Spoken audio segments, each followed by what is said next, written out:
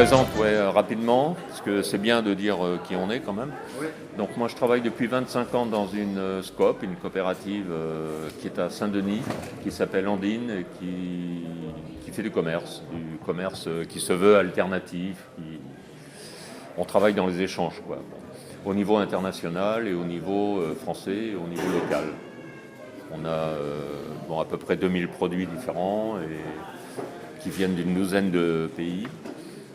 Voilà, on a 25 ans, mais là, on a un coup dur au niveau financier, donc on va peut-être arrêter puis faire autre chose après. Et ça, on peut en reparler si vous avez des questions. Voilà, Andine, la coopérative Andine fait partie d'un réseau qui s'appelle Minga, donc qui veut dire en langue quechua d'Amérique latine, qui veut dire faire les choses ensemble, travailler ensemble, agir ensemble. Voilà. Et on a construit ce réseau en 99 pour échanger nos pratiques d'entreprise, puisque dans Minga, au jour d'aujourd'hui, il y a une quarantaine d'entreprises. Il y a des coopératives, il y a des magasins, il y a des dans différents secteurs. Il y a des paysans français, il y a un éditeur, il y a 2 libraires, il y a des importateurs comme Andine, il y a des boutiques, comme il y en a 2 ici, qui sont représentés.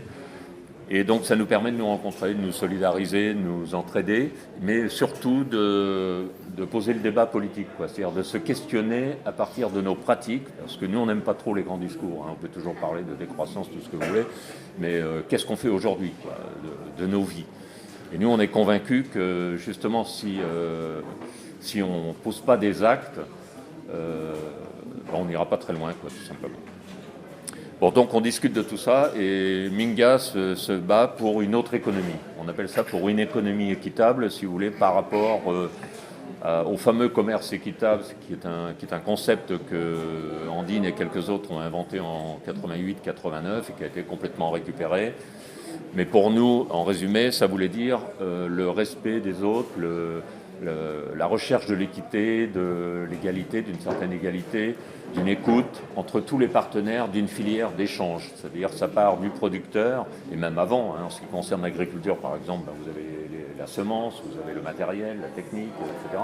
Et jusqu'à celui qu'on appelle ou celle qu'on appelle en France, la consommatrice ou le consommateur. Nous, c'est des mots qu'on n'utilise pas du tout.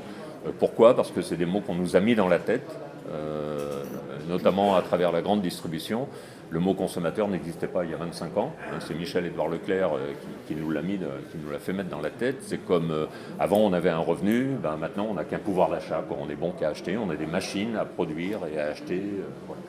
Donc la première chose qu'on essaie de faire chez Minga, mais aussi en commun avec d'autres organisations, de nombreuses autres organisations, on essaie comme on dit, de décoloniser un petit peu notre imaginaire, de se poser des questions. Même sur le langage, sur les mots, et puis surtout d'apprendre. Parce que l'économie, notamment le commerce, mais l'économie en général, ou la gestion, on ne l'apprend pas dans nos écoles dites républicaines. Ni dans le secondaire, ni dans le primaire, ni dans le secondaire, sauf un tout petit peu, la macroéconomie, des choses comme ça, mais du coup, on ne sait pas comment ça fonctionne. Et on fait la confusion entre, par exemple, un profit, un bénéfice, une valeur ajoutée. Voilà, on n'a pas appris ça, Donc, qu'est-ce qu'on fait ? Comme on est complètement ignorant, on est complètement sous-développé ici. Donc, on va pousser nos calis en rigolant quand on achète un produit à bas prix, sans se rendre compte que si le produit est vraiment à bas prix, c'est que les travailleurs derrière sont super exploités, ou pas payés, ou sans papier, etc., etc. Voilà. Donc on essaie de réfléchir tous ensemble à ça, ne serait-ce que pour améliorer nos pratiques, puisque l'équité aujourd'hui ou l'autogestion, on en reparlera après, ça n'existe pas pour nous. C'est une démarche, mais dans la société dans laquelle on est, dans la société néolibérale dans laquelle on est, c'est très difficile d'être à contre-courant et d'inventer des choses parce qu'on est complètement presque complètement aliéné par le système dans lequel on vit. Bon, c'est un peu l'introduction que je voulais faire. Alors, je pense qu'on est ici pour expliquer après un peu nos différentes expériences concrètes et comment on essaye, un peu comme hier après-midi, avec Marc. Moi, ça m'a beaucoup intéressé ce que vous avez dit hier après-midi, sur Ambiance Bois et toutes les structures qui étaient là. Bon, nous, Nous, notre domaine, c'est plus, plutôt que la production, c'est plutôt les échanges, quoi. Et quand on parle d'autogestion, j'introduis un peu là-dessus, si vous permettez. Bon, l'autogestion, c'est très difficile.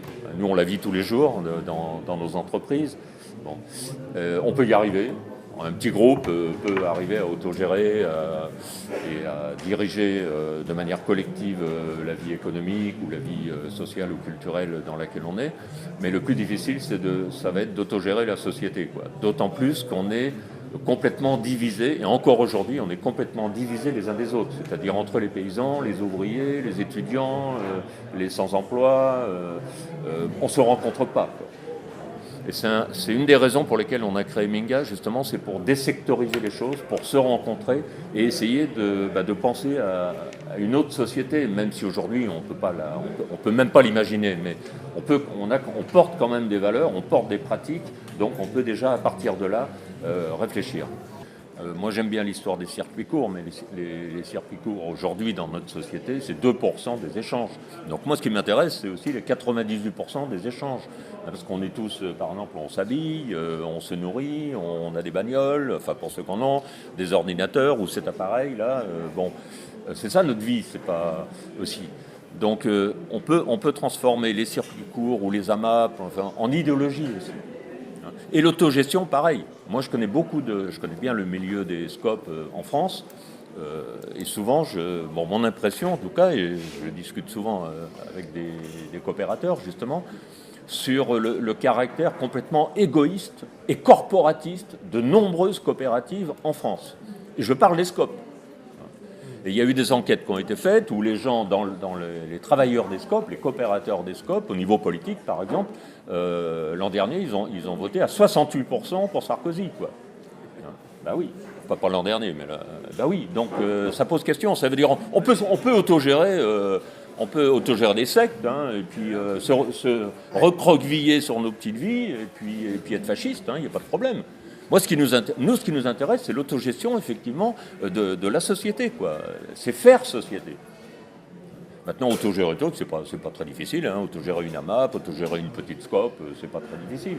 Bon, sauf qu'on a la rentabilité qui nous est demandée, sinon on meurt. Mais le défi aujourd'hui, je pense qu'il est sociétal, quoi. Il n'est pas au niveau de nos petits groupes. Je pense qu'on en est aussi à essayer d'autogérer non seulement nos groupes de consommation ou de production, mais nos filières. C'est-à-dire qu'on est dans une économie, l'économie est faite de filières. C'est-à-dire qu'il n'y a pas que le producteur ou ce que vous appelez le consommateur. Hein, entre les deux, il y a les transporteurs, il y a plein de travailleurs qui transportent, qui transforment les produits, qui vendent les produits. Parce que moi j'y crois au circuit court, mais on ne vivra jamais que de circuit court. Donc il faut aussi travailler sur des systèmes de distribution et essayer de les autogérer, enfin d'autogérer les filières dans le tout. Bon, enfin nous c'est ce qu'on essaie de faire, notamment chez Andine, bon, parce que c'est notre métier, on travaille au niveau international, donc. Mais aussi chez Minga. Et pour votre information, bon, depuis quelques années, on a travaillé sur un système, enfin sur une méthode d'analyse de nos filières, justement pour les mettre à plat, hein, pour les améliorer tout simplement, pour se connaître, pour se rencontrer, c'est-à-dire entre les producteurs, les transformateurs, y compris les marins qui transportent les produits, par exemple au niveau international. Bon, on essaie de faire un travail là-dessus aussi. C'est le secteur social d'ailleurs certainement le plus précaire au monde, puisque 70% des marins maintenant ne sont plus déclarés. Il y a 2000 morts en mer tous les ans. Comme ils ne sont pas déclarés, ils n'ont pas de papier, ils sont jetés par-dessus bord. Entre 1500 et 2000 par an. Donc nous, c'est des questions qui nous percutent, qui nous intéressent, voilà, plutôt que notre petit nombril, quoi, c'est ça qui nous intéresse. Hein. Bon. Et puis après, le commerce. Alors on est dans une société complètement, enfin je l'ai dit tout à l'heure, aliénée, quoi. Hein. Alors comme on n'apprend pas ça à l'école, tous les commerçants sont des voleurs, les intermédiaires c'est des pourris. Non, ce sont des travailleurs. Et il va falloir apprendre à les respecter, il va falloir apprendre à s'écouter et surtout à se rencontrer, hein, pour essayer de faire société. Parce qu'on peut autogérer, ce n'est pas ma conclusion personnelle, hein, mais on peut autogérer nos petits groupes. D'ailleurs, ça fait des millénaires que les hommes essaient, et les femmes essaient d'autogérer leurs petits groupes. Hein. Mais il faut aller, enfin, je pense qu'on est ici à la foire de l'autogestion, c'est pas la petite autogestion, on est là aussi pour réfléchir sur la société, enfin sur un projet social, sur un projet révolutionnaire de transformation de la société. Enfin, moi, je suis venu ici pour ça. Alors, je veux bien parler des AMAP, mais on peut en parler pendant 3 jours, c'est très intéressant. L'autoproduction, effectivement, c'est un sujet très important, hein, mais il n'y a pas que ça, quoi. Il faut qu'on travaille tous ensemble, et j'espère qu'après la foire, ben justement, on va se revoir et travailler sur toutes ces questions-là, quoi. Parce qu'on peut parler, mais après, il faut qu'on agisse, et on a vraiment besoin d'avancer, et on est dans une société, la difficulté, c'est qu'on est dans une société capitaliste, quoi. Donc voilà, on rame.